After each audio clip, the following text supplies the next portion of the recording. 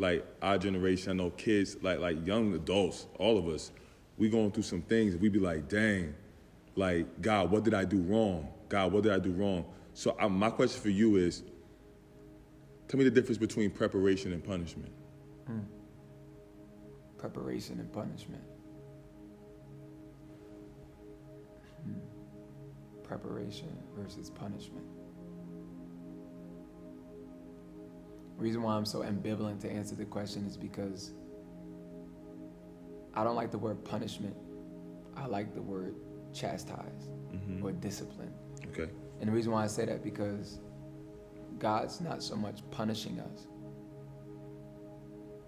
He chastises us. The Bible says God chastises or he disciplines those that he loves.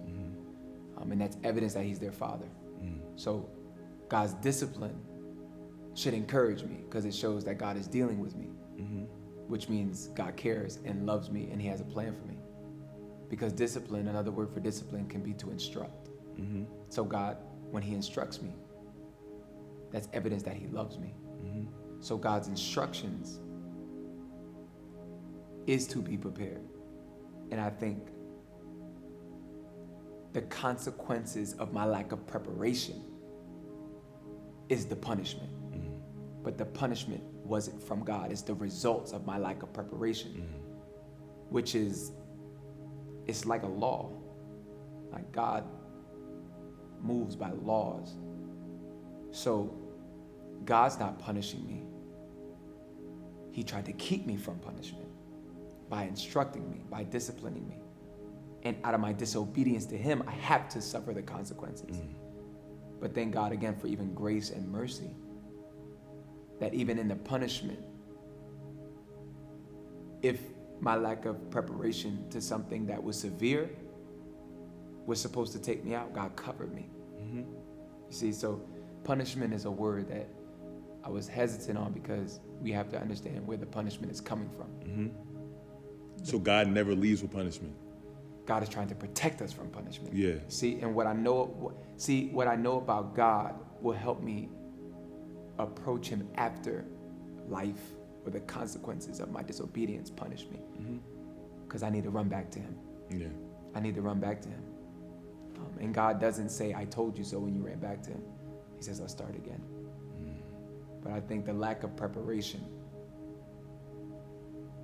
is the punishment. I believe that God chastises us. It's almost like, just to make that make sense, like if your son, when he was a baby, and you were trying to teach him how to walk, and you were telling, come to me, son, come to me. As he's walking, as he's wobbling, and he falls, you're not gonna beat him. He's learning how to walk. So you teach him, so you instruct him. That's evidence that you love him. You get what I'm saying? When you tell your child, don't go on the street, it's dangerous. You could be hit by a car. You're instructing him. You discipline him. So you teach him how to stay within the boundaries of the sidewalk or the yard or the backyard. But running in the middle of the street out of disobedience to you puts him in harm's way, puts him in danger. So if something happens or an accident happens, God forbid, that's the punishment. You didn't punish him. You tried to keep him from punishment. Yeah. You get what I'm saying? So it's just that illustration. I think whenever I saw punishment or anything really close to resemble punishment in the Bible, it was always a consequence of our own action. Yeah.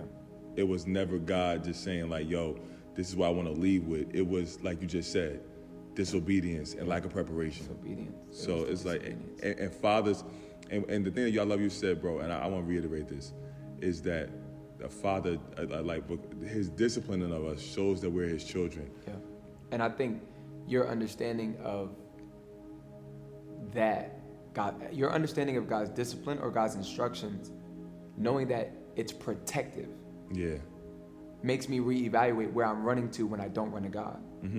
When God tells me, don't engage in this relationship. When I'm disobeying him, I'm setting myself up for heartbreak. His instruction is protection. You see what I'm saying? Yeah. But he did not cause the heartbreak to happen. He tried to protect me from that. So that helps me even view my flesh differently, because my flesh is leading me away from God. My desires are leading me away from God. I have to see that my heart is against me. I have to understand that my mind, my heart is leading me to danger.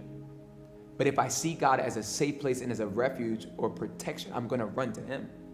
You see what I'm saying? So I think that's dope. Really understanding that type of language makes me move closer to God than farther away. Because it makes you second guess disobeying God.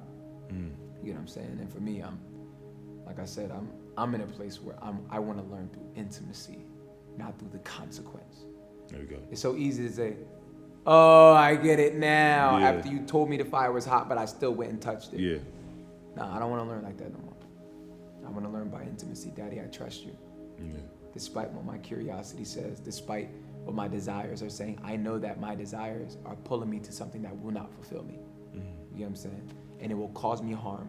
And I know that if you're telling me not to do something, it's not because you want me to be controlled or to follow a bunch of rules. It's because you love me and you're trying to protect me and you want what's best for me. And who knows us better than the person who created us?